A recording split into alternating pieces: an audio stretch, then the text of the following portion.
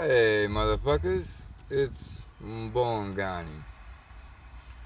So, this one is going to be about the current predicament we find ourselves as melanated individuals in dealing with America, globalism, and of course, white folks. So, we have to first understand a couple of things here. Most importantly, we are at war, and we have been at war. But unfortunately, because the large masses of melanated individuals are so consumed by pettiness and things that don't even matter, we spend more time fighting amongst ourselves than we do protecting our own community, right? It's like Bob Marley said, how many of our prophets will die before we do anything? And so many have died. Anyways, so let me give you some examples of some of the things that our open enemy has, some of the atrocities that they've committed. Now, you have to keep in mind a couple of things. Also, when I talk about these things, understand that there is only one race that has committed the most heinous, unspeakable atrocities that humans, and I mean humans, we couldn't even begin to fathom the depravity of these creatures. Not all of them, but most. Understand, most where I could say that um, violence and genocide are in their DNA. Honestly, that's what I believe. I believe violence is in their DNA. Anyways, so we're talking about some examples of some of the things that they've done. You know what I mean? I have a picture of a postcard from, there's no date on it, but based upon what it looks like, my guess is around the 1930s, 1940s, which really it wasn't even 100 years ago, right?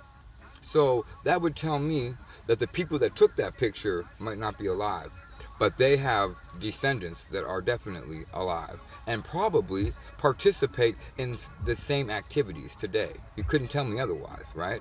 They don't. The pale faces don't really um, change, so to speak, because they believe in remaining the same. So they're not going to change. That hatred and violence, it may take a different expression. It might not be as in the open as it used to be, but I would argue that it still is, of course. But it's just not.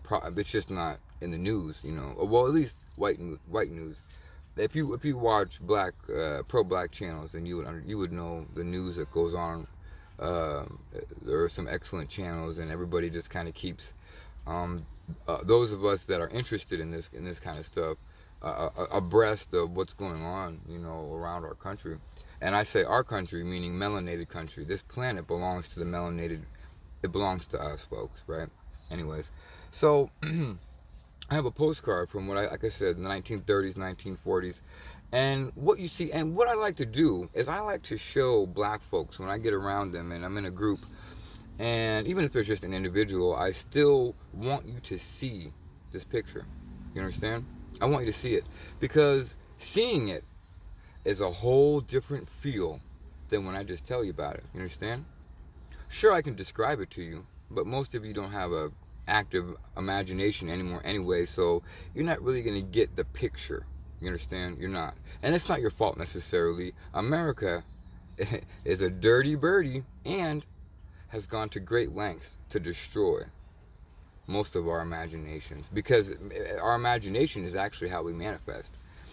Anyways, so it depicts a stick in the ground. Now, the environment is probably Florida, Georgia, Alabama, Arkansas, Mississippi, somewhere where they have alligators. And there is a stick in the ground with a small black child. My guess is he's between 8 and 10. I'm not very good at guessing children's age, especially melanated children, because we look so young all the time that you can't really ever tell. Like, I might be like, hey, there's a 4-year-old, and they're really like 10. You know what I mean? I don't really know. Anyways, um, I'm guessing between 8 and 10, maybe somewhere in there. He's wearing a white shirt, and you cannot see his legs.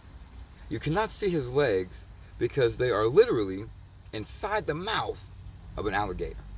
right? And about 2 feet up from his head, so he's holding onto the stick like this because so the alligator is trying to drag him away, right? But the alligator has him clamped at his waist. That alligator must have been enormous because that little boy was probably 4 or 5 feet, and that alligator, I mean, that would mean his snout is at least like 2.5, 3 feet. That's a big ass alligator, right? The terror that that little boy must have been going through, I just can't even imagine it. I can't. But anyways, so we have to understand the heinousness of this postcard because not only did this event occur, not only was it supervised, but they took a picture to mark the occasion and sent it to their family as a postcard. Do you understand what I'm trying to tell you? Just think about that for a minute. They're feeding a little child to alligators and taking a picture of it, and that's their postcard. I don't know if anybody finds that problematic, but I do, and sometimes it gives me small rabbit poops. Anyways, it's troubling. It is very troubling. And that's not the worst. Now, let me give you another example. I was talking to my dad the other day, and he is 90 something, 92, 93, I'm not sure. He was born in 1938. So 1938, for those that don't know dates, that would have been, and he was born in Mississippi. On top of things, like, which is the worst place you really could be born is Mississippi, honestly. During the Jim Crow era. So Jim Crow didn't end until, in my opinion, the 1970s. But that's me. I mean, I think on record it was like more like 1960s, but I don't think so. I think it lasted far longer than that because you have to understand that the pale faces, the deceitful ones, not all of them, but the deceitful ones always lie. So you cannot really trust their history. You can't trust their books. You can't trust none of that shit. Their dates, it's all lies. So you can't really rely on that. But so I believe that it went on until about the 1970s. Anyways, so he told me some stories about as a little boy walking through the woods, you know what I mean? And he said that regularly you would see young black men, young black boys hanging from trees. They were lynched, you know what I mean? You would see them strapped to a tree. Now, when they strapped you to the tree, they kind of put you in a chair position, so you're very uncomfortable. Your quad muscles are going to get tired very quickly in that position. They put you in that position, and of course they stripped you naked because they're going to rape you. Actually, in that position, that was the purpose of that position, was to rape you and then leave you oftentimes covered in honey or some type of a substance where the insects and animals are going to come and basically devour you. Honestly, birds will come, eat your eyes out, things of this nature. Also the lynchings, and so that song by Billie Holiday, "Strange Fruit." That song was a depiction of what was going on. That song is not, it's not fake. That song was very much real, right? So he told me about that, walking through the woods, and you see hanging melanated angels from trees everywhere. Like it was just a common thing. You just expected it, really. So just imagine that today. You are walking through the woods, and you expect to see a brother or sister hanging from a tree or strapped to a tree, right? And you know the unspeakable horrors that have occurred to them. Because I'll tell you, there's one thing about the pale faces.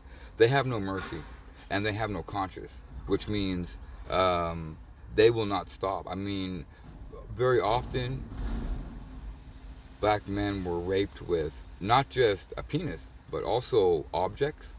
They were tortured. I mean, they were raped with hot pokers. I mean, you guys can't even imagine. You can't even imagine. And I'm not going to take you to the degree that I could, because I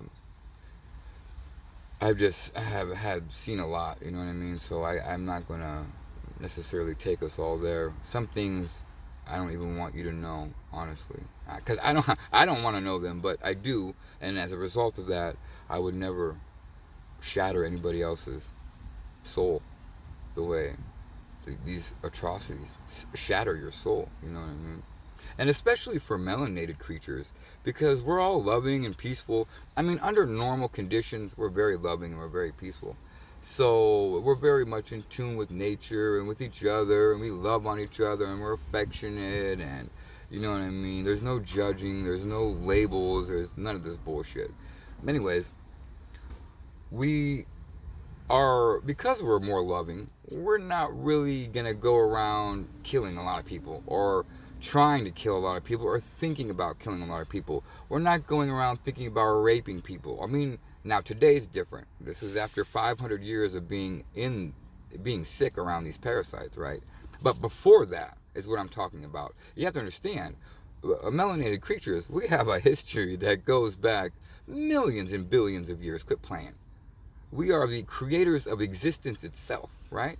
Just in one consciousness or another, right? Understand that. Anyways, so because of that, before them, we were just one big happy family, basically. Always happy to see each other. When we would go to new places and we would see new brothers and sisters, you know, it'd be like, ooh, you know, let's have a little sex tonight or something. You know what I mean? Like, it was great like that. It wasn't like used and abused. It was like appreciated and exalted and not worshipped. We didn't worship each other, but we appreciated each other. Oh man, look at how beautiful you are, and you're just so wonderful, and you know, we just love on each other. Anyways, now it's a little bit different, I know, but there was a time it was not that way.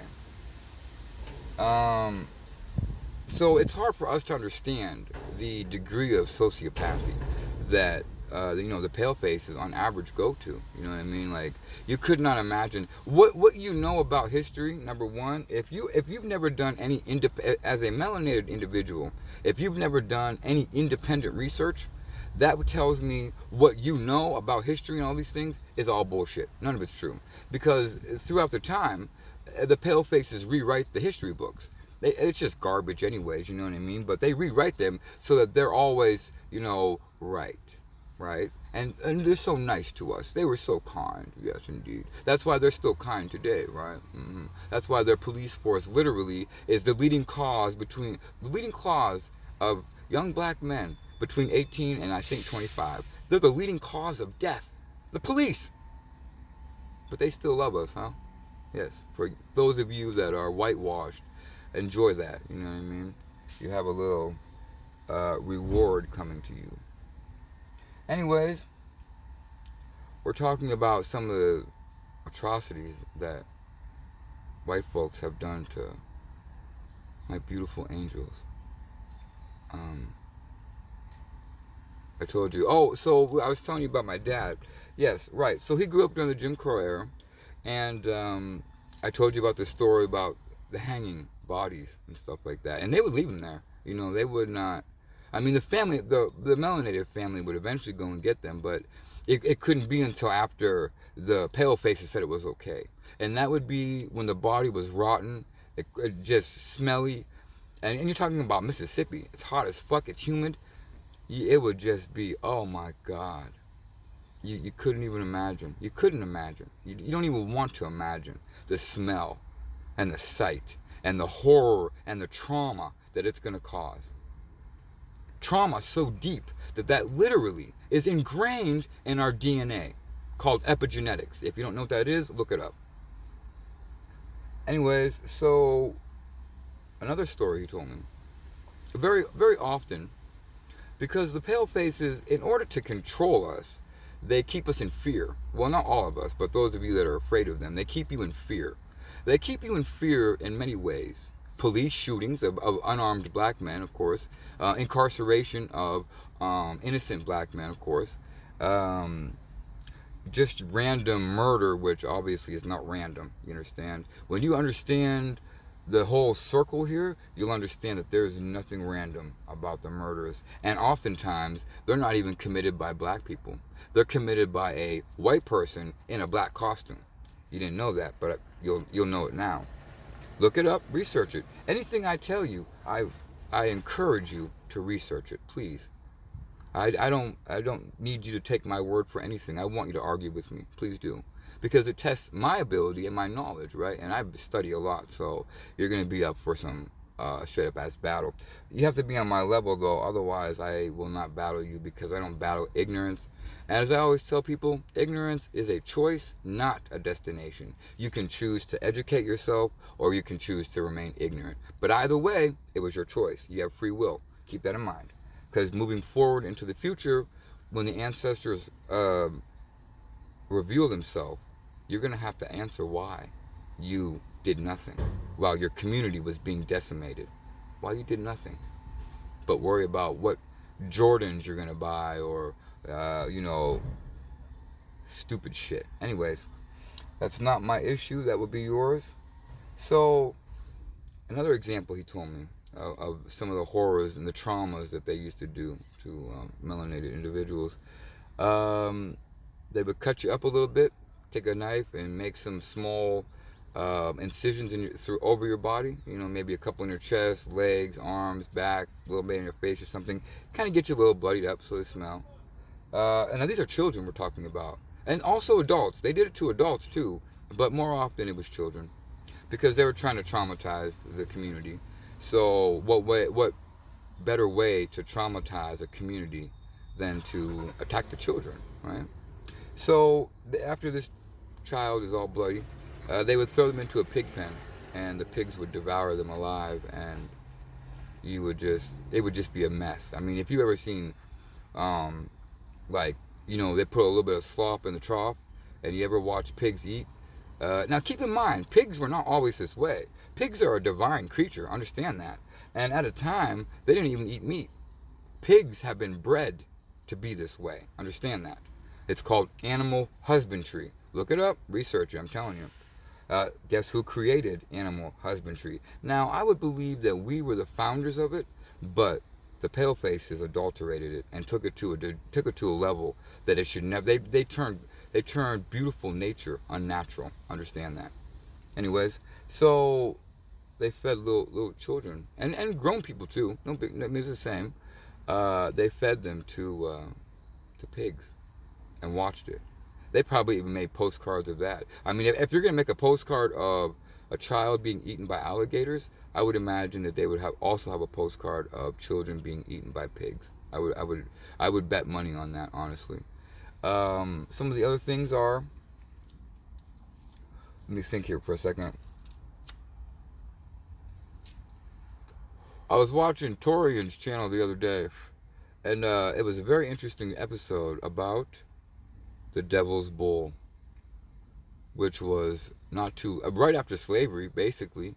And so the slavery ended in about 18. Well, see again, you really can't go by their dates because, and truthfully, the Gregorian calendar, which is the calendar that America uses, is not even real. It's based on nonsense. Really, it's based upon the Ethiopian calendar, which is the closest calendar to reality that we know of as far as melanated individuals. But the Gregorian calendar is not real, so it wouldn't even be the year 1865. Honestly, nobody knows what year it is, right? Because most of our memories they've been destroyed. So as the Great Awakening occurs and we remember more, eventually we'll know the year. But honestly, there's no time, so there really wouldn't even be a year. It just doesn't work like that. I mean, when you are an everlasting God and Goddess, who needs a year? Who needs a date? You know what I mean? Like, what? You only need dates when you're being controlled. You understand? Anyways, so we're talking about the Devil's Bowl, right? Or I think that's what it was called. It was horrific, and I want to be clear about something. It was basically it was a Holocaust for black folks. Now, this isn't the first one, honestly. But this is the first time I ever learned of that. And when I heard what it was, and it was a concentration camp where the palefaces, because when so many enslaved folks came free, you know, you might have a town of maybe 10,000 white folks, but you've got 80,000 or 100,000 melanated individuals coming into that town now. And usually because of slavery, we were all highly skilled. You know what I mean? Like we all could do multiple things, and so it would not be an issue. Which is why there were so many all-black cities with a great economy standing on their own, because we get into an area when it's just us, we build it up and we take it over. You understand? And they knew that. So what did they do? They built a concentration camp, and they just locked up women and children in there to starve to death, basically. And the men, of course, they enslaved them and kept working them until they would die. I'll give you another example of something else to remind me here in a second. So when Torian is giving the synopsis of this situation, the first thought to my mind was, this is the nicer version. And keep in mind, what he was saying was absolutely atrocious. And I mean, he wasn't saying it, he was reading the story of what happened. So it was absolutely atrocious, though. Absolutely. But that was the nice version. You got to understand.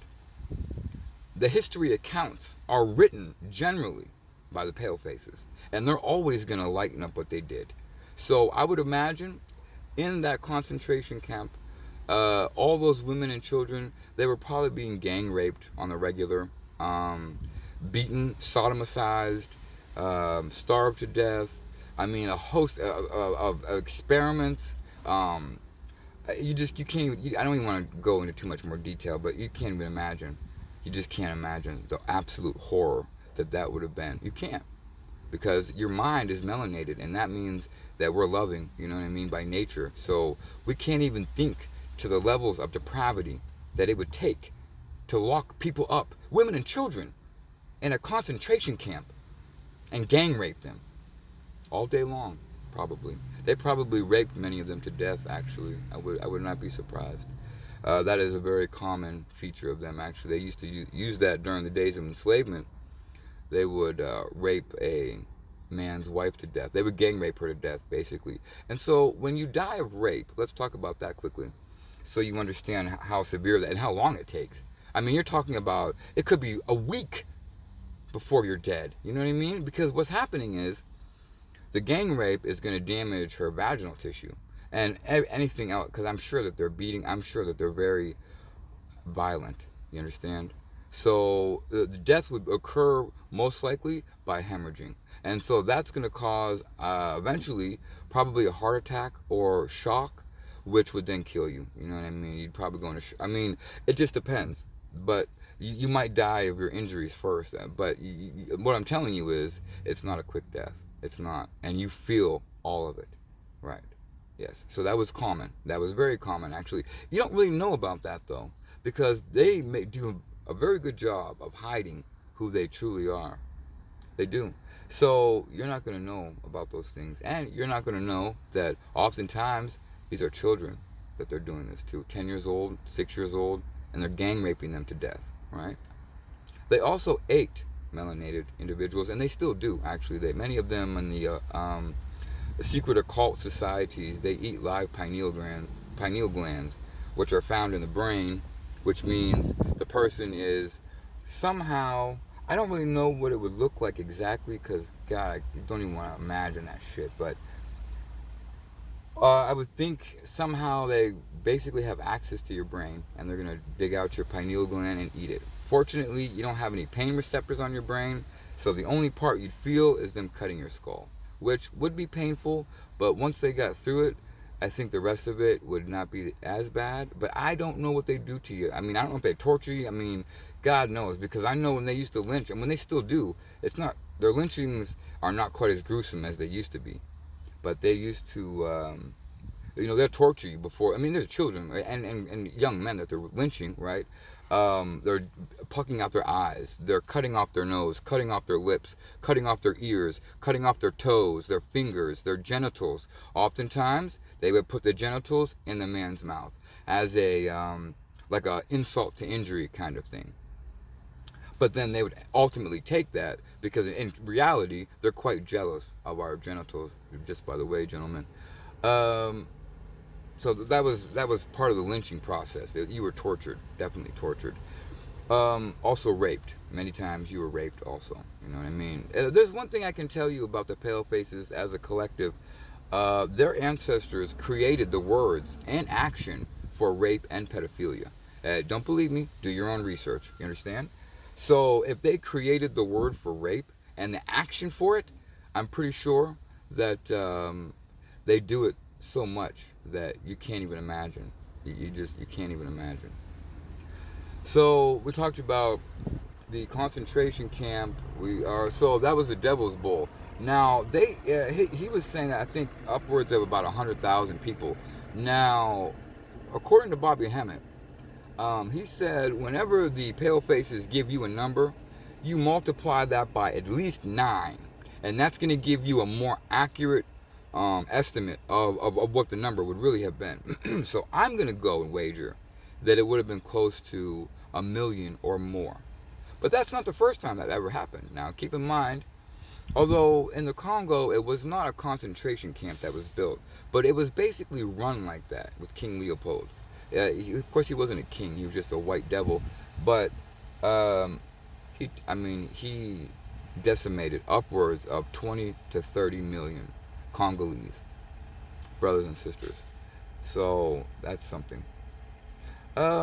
Cannibalism, I told you, and if you need questions or you need documentation about them being cannibals, and keep in mind, they're the only race of creatures that are known to be cannibals. I mean, as far as man and mankind are concerned, they're the only ones. Now, their history and their movies are fake fiction, so they make it seem like in Africa they were headhunters and all this stuff. None of that's true. Africa is so lush and abundant with, well, it used to be. Most places still are, but some are not.